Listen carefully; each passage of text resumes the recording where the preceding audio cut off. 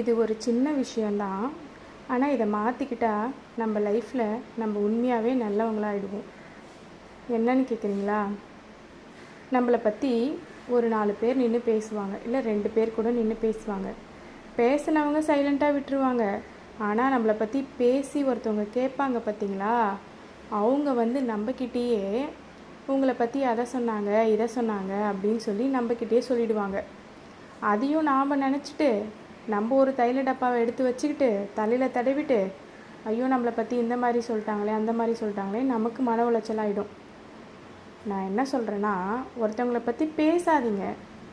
அப்படி பேசினாலும் இப்போ உங்ககிட்ட ஒருத்தவங்களை பற்றி சொல்கிறாங்கன்னா, எதுக்கு நீங்கள் அவங்கள பற்றி பேசுகிறீங்கன்னு கேளுங்க. அதை விட்டுட்டு அங்கேயும் பேச்சை வாங்கிக்கிட்டு இங்கேயும் சொல்லிவிட்டு கடைசியாக நீங்கள் நல்லவங்களாகிடுறீங்க, இவங்க 2 பேரும் கெட்டவங்களாகிடுறாங்க. ஆனால் கெட்டவங்க யாருன்னு கேட்டிங்கன்னா, அந்த நடுவில் கேட்டுட்டு சொல்கிறாங்க பார்த்தீங்களா, அவங்க தான் உண்மையாகவே கெட்டவங்க. அதனால் உங்களை பற்றி பேசுகிறவங்களும் வேண்டாம், உங்களை பற்றி பேச்சை கேட்டுட்டு உங்ககிட்ட சொல்கிறவங்களும் உங்களுக்கு வேண்டாம். நம்ம லைஃப்பை வாழ்கிறதுக்கு தான் வந்திருக்கோம். அதை ஹாப்பியாக யார் என்ன சொன்னாலும் பரவாயில்லன்னு கடந்து போகிறது தான் நம்மளுடைய நல்ல குணமாக நான் நினைக்கிறேன்.